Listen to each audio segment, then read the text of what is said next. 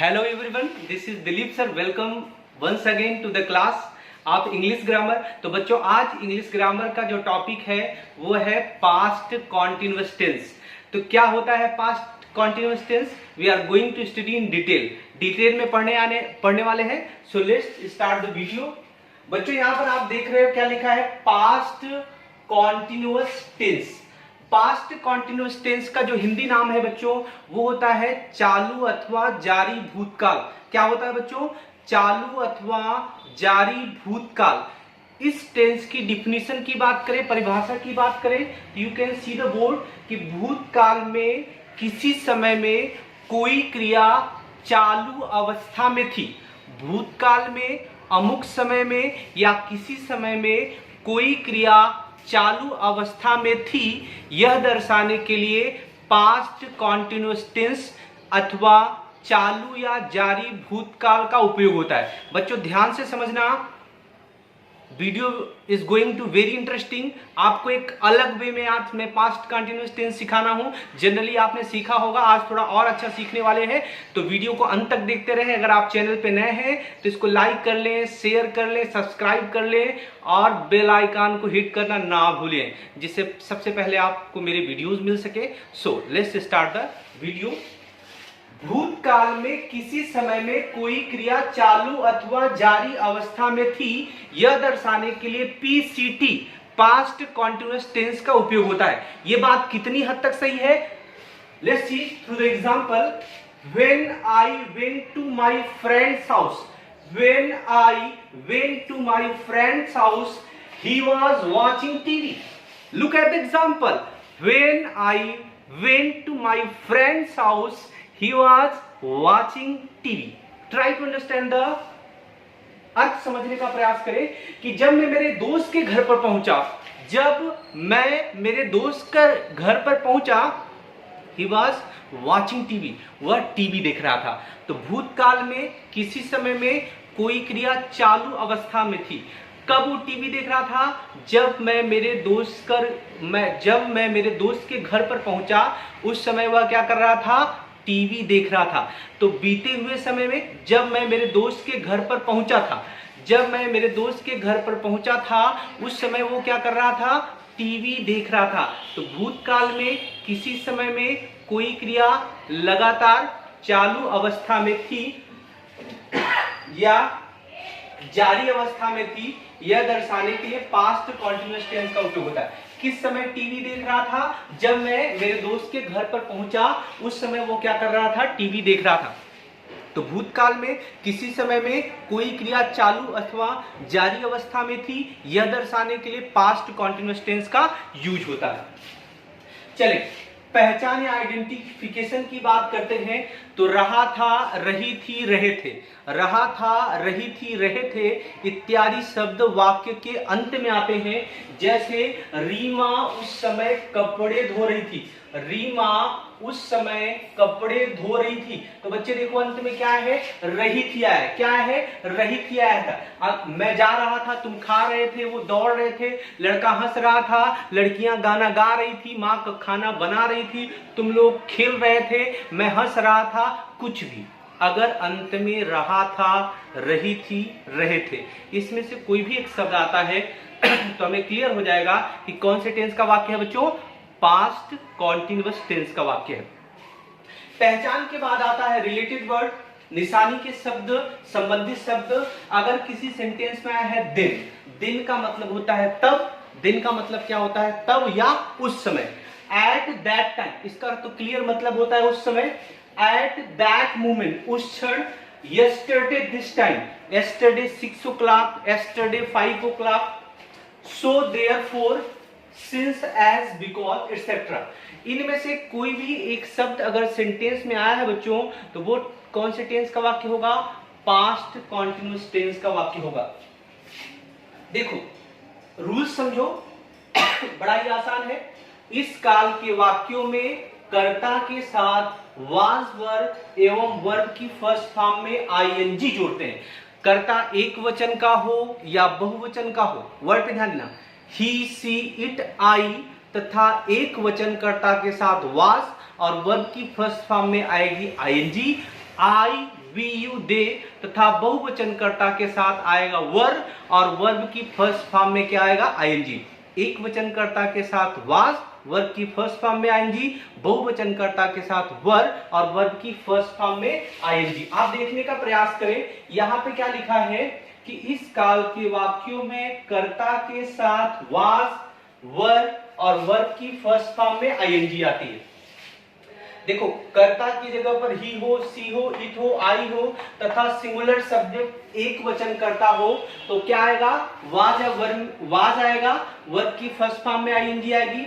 We you they तथा बहुवचन कर्ता होगा तो वर और वर्ब की फर्स्ट फॉर्म में क्या आएगी? आईएनजी आएगी। फॉर्मूला एकदम सिंपल है अफर्मेटिव सेंटेंस का। अगर वाक्य रचना सेंटेंस स्ट्रक्चर की बात करें, सब्जेक्ट आएगा, उसके बाद वाज वर आएगा, वर्ब की फर्स्ट फॉर्म में आईएनजी और अन्य चीजें।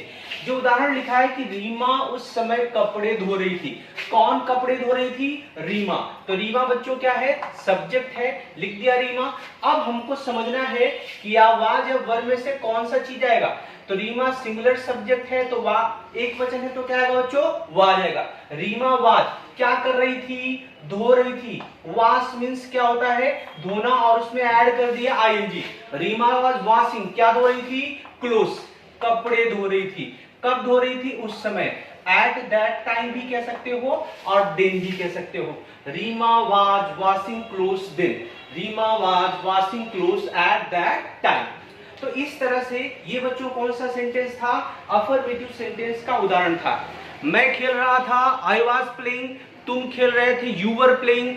रीमा खेल रही थी, रीमा वॉज प्लेइंग। लड़के खेल रहे थे, बॉयज वर प्लेइंग।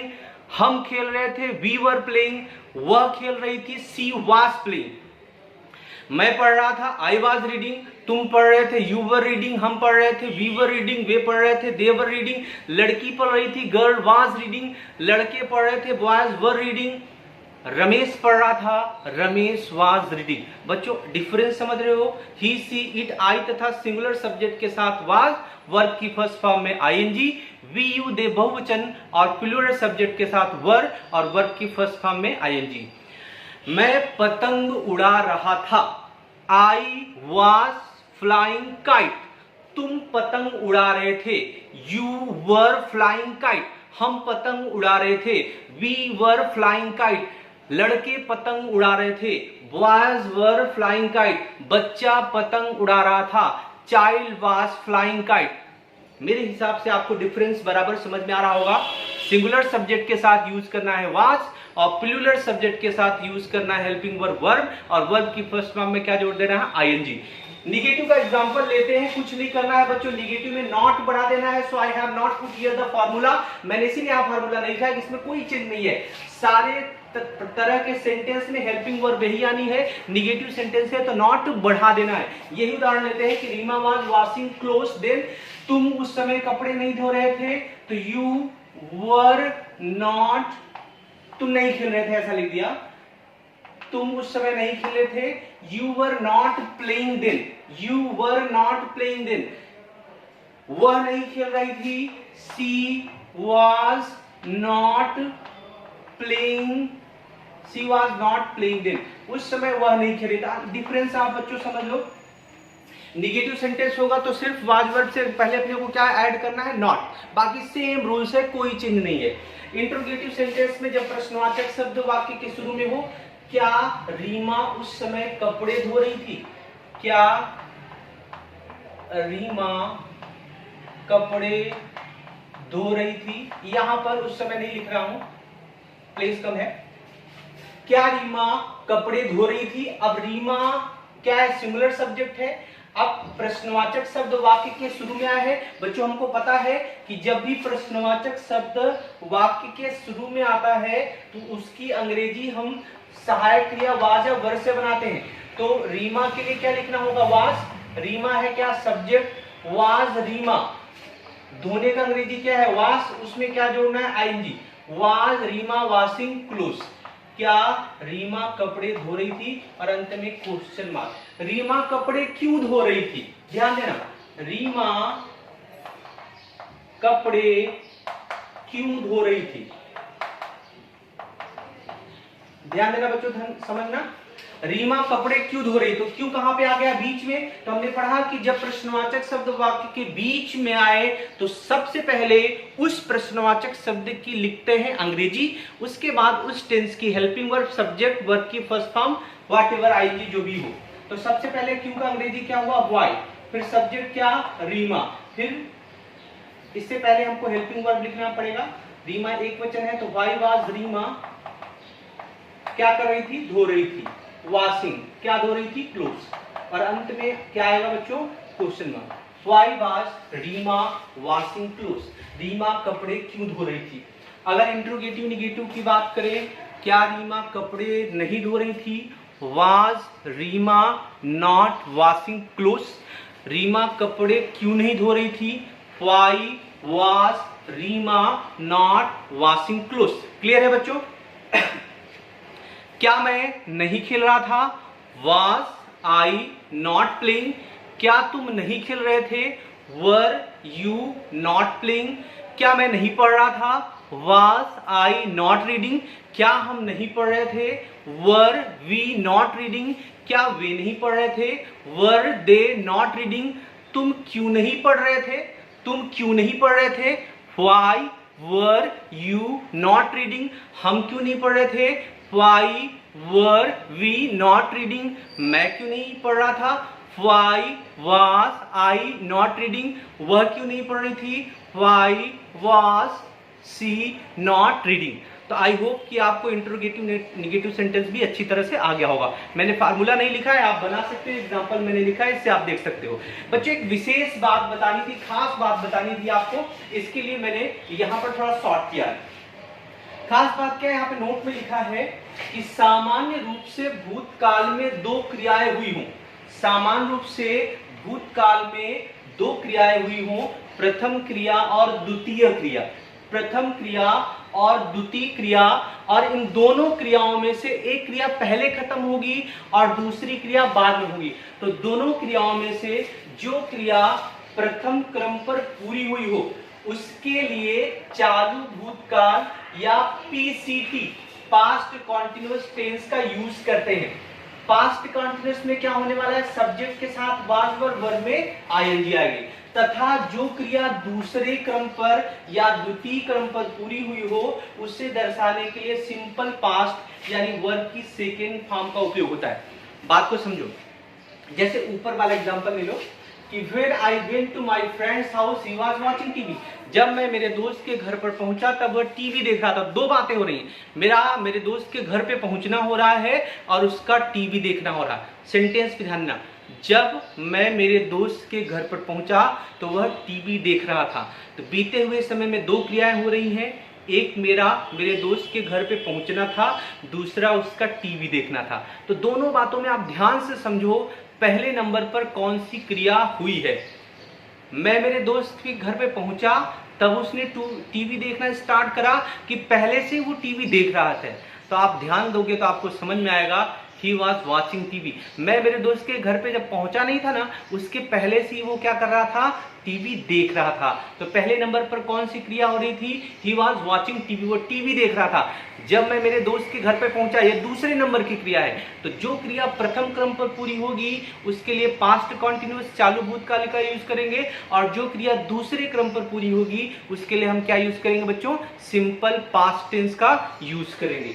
देखो सामान्य रूप से इन क्रियाओं को दर्शाने के लिए when, while, as, when, while, as, जब, when और while और as का अर्थ क्या होता है, जब तक भी होता है।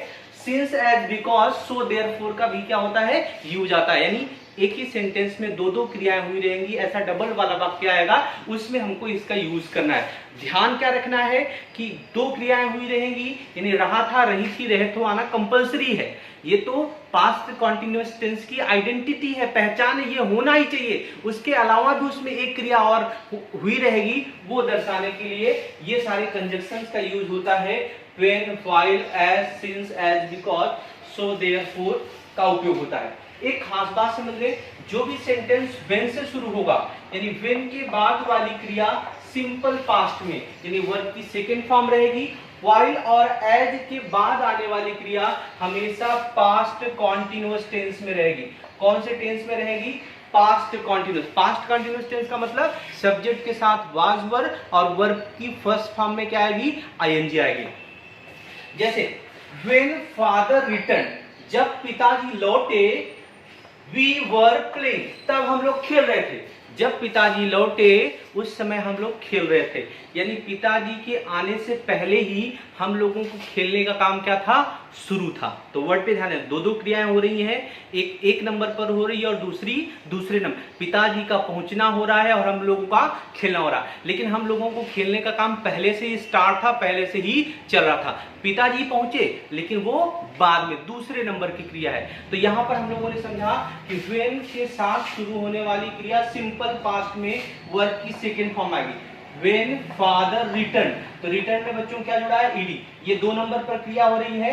ये सेंटेंस को हम आगे पीछे लिख सकते हैं, we were playing when father return. तो यहाँ पर बीच में कॉमा नहीं आएगा। तो when father return we were playing, जब पिताजी लौटे तो हम लोग क्या कर रहे थे बच्चों? खेल रहे थे। अब टीना कट हर फिंगर, ध्यान देना बच्चों, Tina cut her finger as she was sharpening the pencil. जब टीना पेंसिल छील रही थी तब उसने अपनी उंगली काट ली। दो क्या हो रही है? टीना का पेंसिल छीलना हो रहा है और उसका उंगली काटना हो रहा है। तो पेंसिल छीलने का काम पहले शुरू हुआ था और कट जो हुई फिंगर वो बाद में। तो दूसरे नंबर पर जो क्रिया हुई है उसके लिए क्या होगा? Simple past. Tina cut her finger, बाद में कटी ना फिंगर, पहले छीलना उसने स्टार्ट करा था। As she was sharpening the simple, while और एज से शुरू होने वाली क्रिया पास्ट कॉन्टिन्यूअस टेंस में रहेगी और व्हेन से शुरू होने वाली क्रिया किससे रहेगी? सिंपल पास्ट में रहेगी। तो ये सेंटेंस, ये कंजक्शन बीच में भी आ सकते हैं, शुरू में भी आ सकते हैं, no doubt, no problem. She did not come here because since as she was typing a letter, वह यहाँ नहीं आ पाई थी क्योंकि since because since as का अर्थ यहाँ पर जैसा कि क्योंकि है। she was typing a letter, जैसा कि वह एक लेटर टाइप कर रही थी। तो बच्चों क्लियर हो गया आपको? तो ये था पास्ट कॉन्टिन्यूअस टेंस, जिसमें रूल्स एकदम आसान है कि सभी कर्ताओं के साथ, यानी कर्ता एक वचन का होगा तो वाज, और बहुवचन का होगा तो वर, और वर्ब की फर्स्ट फॉर्म में क्या जोड़ देंगे? आईएनजी जोड़ देंगे। वर्ब की फर्स्ट फॉर्म में क्या जोड़ देंगे बच्चों? आईएनजी जोड़ देंगे। और इस तरह से हम पास्ट कॉन्टिन्यूअस टेंस का ट्रांसलेशन बना लेंगे। तो मेरे ख्याल से बच्चों आपको पास्ट कॉन्टिन्यूअस टेंस बहुत ही अच्छे से आ गया। ध्यान देना बच्चों, you can take a screenshot, आप इसका एक स्क्रीनशॉट ले लें। Okay fine. तो बच्चों इस तरह से पास्ट कॉन्टिन्यूअस टेंस पूरा होता है। अगले वीडियो में हम नेक्स्ट टेंस लेके आ रहे हैं। Thank you for watching the video till the end. Once again thank you so much, welcome.